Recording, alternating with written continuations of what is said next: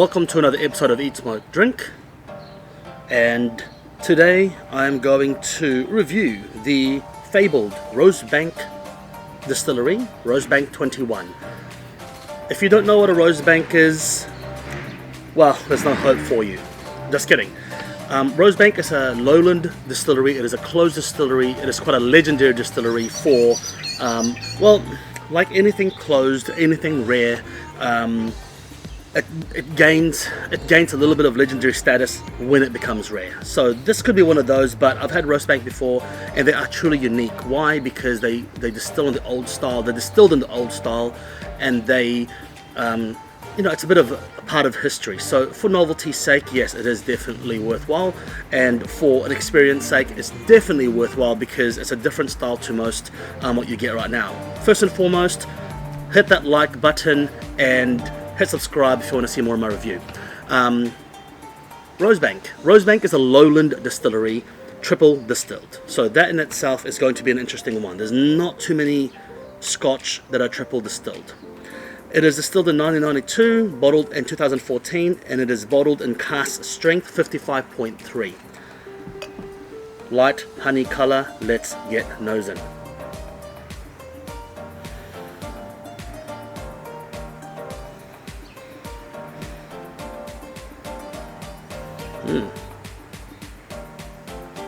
It's not giving up too much right now.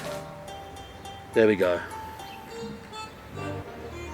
Very fragrant, floral, a hint of smoke, chewing gum, like a fruity, like juicy fruit chewing gum, rose water,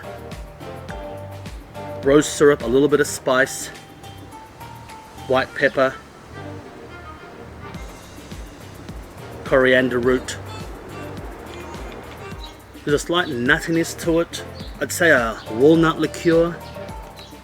Definitely spice though. Candied ginger, sugar syrup, a little bit of caramel, slightly buttery.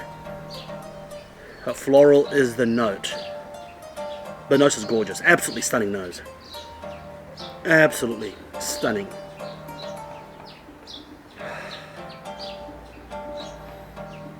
I'm also getting a strange talcum powder, like a baby powder in there, which is, I always associate that with floral. I don't know what kind of perfume they put in there, but it's quite floral, baby powder. Not overly oily, but there is a hint of smoke. Alright, let's give it a try. I'm excited. I'm excited.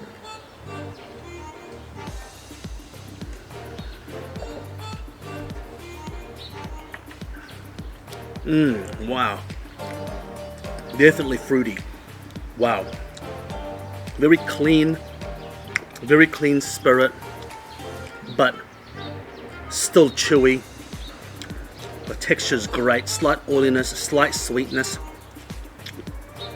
Someone taught me this: get the spirit and run it on your hand, and then you get that oiliness. This is not heavily oily, but you can still get that slippery oiliness in your hand there.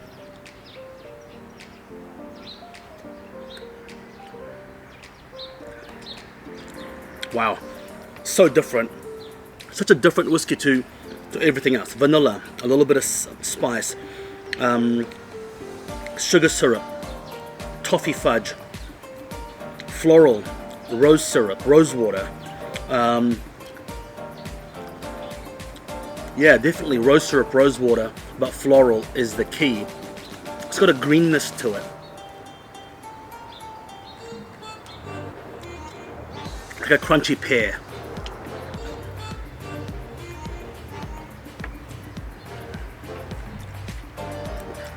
For a triple distilled, I'm surprised. I mean, this is an example of what a triple distilled should be. It's ballsy, it's chewy, it's got some oil, it's complex, the finish is long, hint of smoke.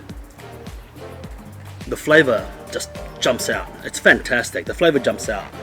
This is not my first Rosebank, but it is a first Rosebank review from memory, and I've had Rosebank before, but I haven't had a chance to review them, and I do think that Rosebank is worth the hype of a closed distillery because the style is so different. I mean, you don't get many whiskies anymore with this kind of ballsiness, A lot of people think that whiskey should be smooth, and a lot of whiskey is marketed in duty frees as smooth.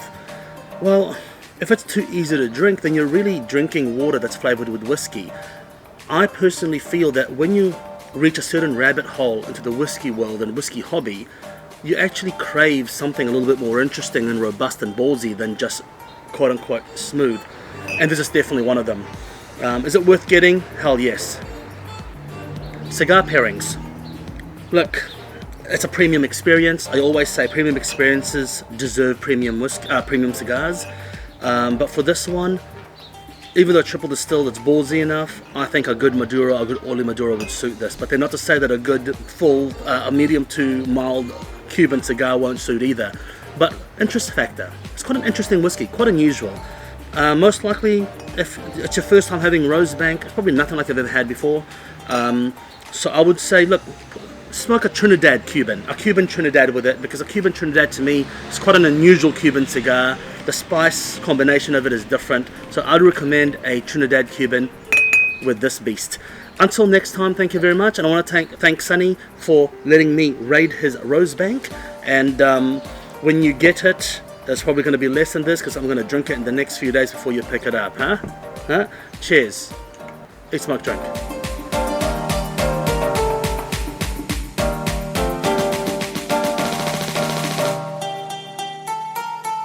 Thank you.